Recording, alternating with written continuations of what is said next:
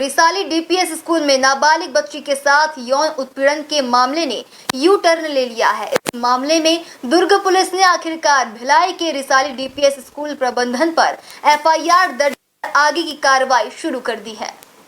आपको बता दें कि 2 अगस्त को एक नाबालिग बच्ची के साथ यौन उत्पीड़न का मामला सामने आया था, जिसके बाद पालकों के साथ राजनीतिक हलकों में उथल-पुथल मच गया था। इसी के साथ दुर्ग पुलिस ने जांच और मेडिकल रिपोर्ट के बाद मामले को खारिज कर दिया था। जैसा आप सभी लोग तो परिचित ही हैं, मतलब आप सभी लोग शुरू से इस पूरे मुद्दे को जान रहे हैं और पूरा दुर्ग मीडिया इस मुद्दे को शुरू से हैंडल कर रहा था। और जैसे आप हैंडल कर रहे थे वैसे ही हमने भी इसको पहले दिन से ही पूरी संवेदनशीलता के साथ, पुलिस की जिम्मेदारी और भी थी, हमने मुद्दे को सुनते ही, संज्ञान में आते ही स्वतः संज्ञान लेते हुए एडिशनल एसपी बालक और महिला विरुद्ध अपराध इकाई जो है उनको जांच पे लगाया था और इस मुद्दे की हर पहलू की जांच की है।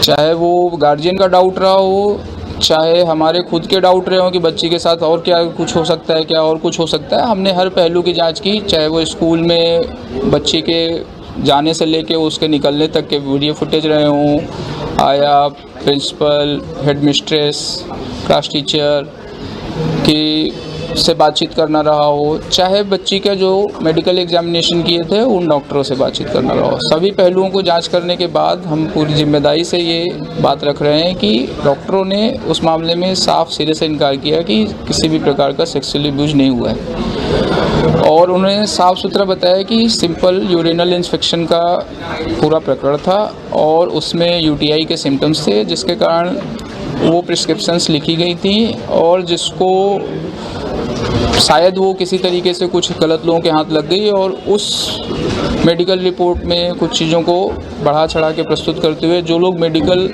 स्टूडेंट नहीं है, मेडिकल स्पेशलिस्ट नहीं है, उसकी गलत व्याख्या करते हुए उन्होंने बच्ची के साथ दुष्कर्म की खबरें चला दी। परंतु दुर्ग पुलिस अधीक्षक होने के नाते मैं बहुत गंभीरता से इस मुद्दे को, बच्ची के साथ जो संवेदनशीलता होनी चाहिए उसके साथ भी मैं पूरी जिम्मेदारी से बता रहा हूँ कि ऐसा कुछ भी नहीं पाया गया है।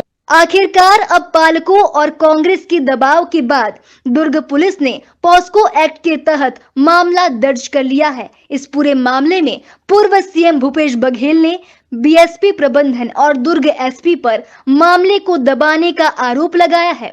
साथ ही इस मामले में पूर्व सीएम बघेल ने प्रिंसिपल को बर्खास्त करने और एसपी को हटाकर मामले की निष्पक्ष जांच करने की मांग की है। 2 महीने बाद एफआईआर हुआ, जब हम लोगों ने कहा कि पॉक्सो एक्ट का पालन नहीं हुआ, जो सुप्रीम कोर्ट का जो आदेश उसका पालन नहीं हुआ, अब जाके हो रहा है। इसका मतलब ये है कि जो एसपी कह रहे थे वो गलत, जो प्रिंसिपल कह रहे थे वो गलत। अब दोनों को व्यू पता चल गया है तो वो क्या कह रहे हैं पूरे सबको मालूम है। तो ऐसे में इन दोनों के रहना उचित है क्या? इसलिए तत्काल बीएसपी मैनेजमेंट को चाहिए उस प्रिंसिपल को हटाएं और राज्य सरकार इस कलेक्टर एसपी को हटाए। आप मांग करते हैं दोनों को हटाए? दोनों को हटाए तब निष्पक्ष जांच होगी, क्योंकि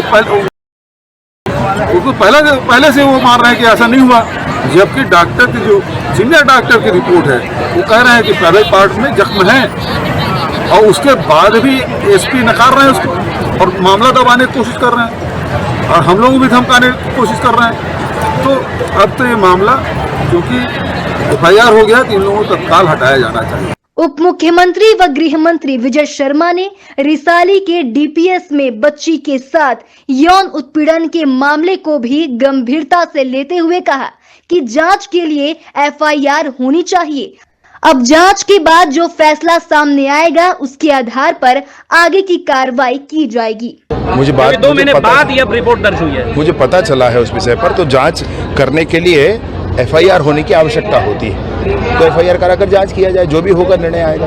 नंद कुमार साहब उनको बोले 2 महीने इस मामले में नहीं, मामला वो नहीं है, जांच पहले भी हुई थी, परंतु पुनः ये कहा गया कि एफआईआर दर्ज करके जांच की जाए, तो एफआईआर दर्ज करके जांच। पालकों ने प्रिंसिपल से बात की तो प्रिंसिपल साफ तौर पर मुकर गए कि इस तरह का मामला हुआ ही नहीं और इस मामले में मीडिया को दोषी ठहराते हुए उन्हें धमकाया गया।